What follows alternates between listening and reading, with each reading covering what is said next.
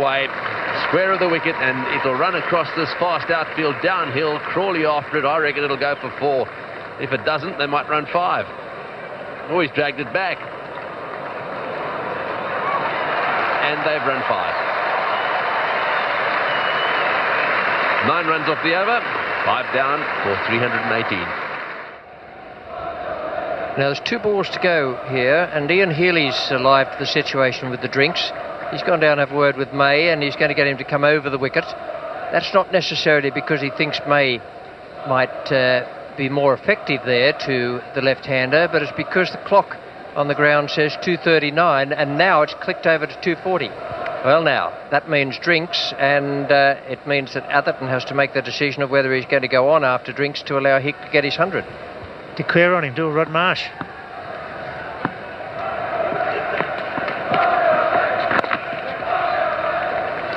He's been given a strike here by Thorpe. He'll get 100 not out here. It'll give him a tremendous lift for the rest of the series. The one-day game's coming up as well.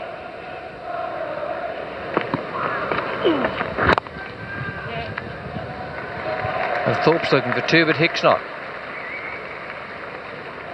And it is drinks.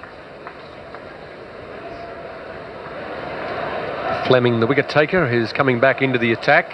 There's much to take a little bit more time, I think, than anything else. Mark Taylor will be aware of the fact that Michael Atherton is pretty well on the verge of declaration, probably waiting for Hick to either get out or bring up his 100.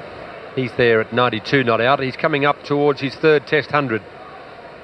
He scored 1 against India in Bombay and 1 against South Africa at Headingley in 94.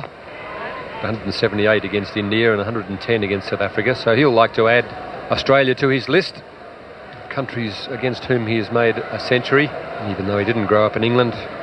Nothing more that an England cricketer enjoys than 100 against the old enemy of Australia.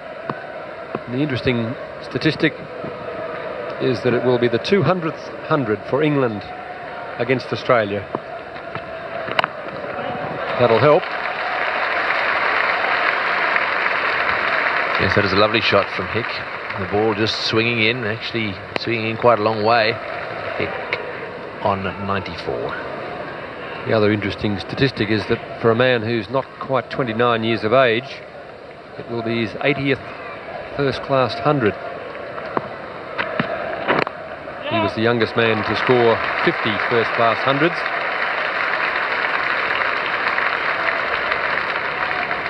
He's been around for a long time. He was born in Salisbury, Rhodesia, now known as Harare, Zimbabwe.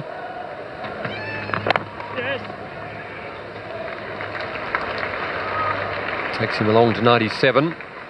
He scored his highest first-class score of 405 against Somerset. And nicely played there by Thorpe. 6 runs coming from the first over after the drinks break. 2 for 251.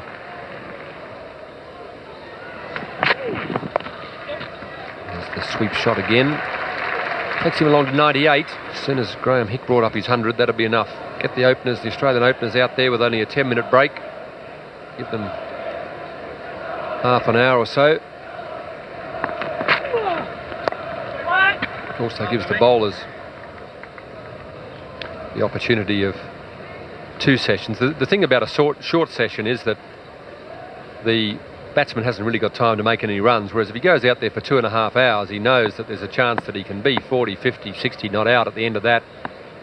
But for 20 minutes, half an hour, the only damage he can do is to himself. So that's the end of the over. The best thing that could possibly happen, because Hick is down at the non-strikers end. 2 for 254. 447 runs in front. Just takes up a few more seconds getting organised. Keeps Graham Thorpe on strike down there. The longer they can keep Thorpe on strike, the better they'll like it. Thorpe wants to single. Well supported by Hick. He's keen to get down there and get these extra 2 runs. I think he'd like to have it off his shoulders as well. He's got this close. It'd be nice to have a Test century against Australia. A bit of bat in that as well, I think. Umpire Darrell Hare doesn't really give it a great deal of thought. Graham Hick just looking at the blade. I think it might have been bat onto pad. Yes, just a little bit of bat on that one. Right, this is the last ball of the over. Can he get the 2 here? If he gets 2, he's got himself 100. And if England declare, they have about just under half an hour at the Aussie openers. He can't do it. 2 for 255. Yes, he's had enough. Atherton has had enough. He's given him plenty of time. He's done a lorry. Atherton has called him in and said, sorry about that, you've had plenty of time to get to 100. And I agree with him totally. I think that's exactly, he's given him plenty of time. And the crowd here are stunned by this. And Atherton has called him off, and Hick looks a bit flabbergasted as well. And so do all those English supporters. Well, I've got to say, Greg, that he's given him enough time to get his 100. Well, I think he has, Tony. I can't believe that Graham Hick is flabbergasted. He surely would have known that the intention was, or surely that someone would have talked to him at the last break. Alex Stewart went out there at drinks and was talking to him. So he looks a little bit flummoxed by the whole thing. It is disappointing for him, having got that close. There's the captain at the top of the stairs. No, he's not. He's inside, probably hiding in the locker somewhere, I'd imagine.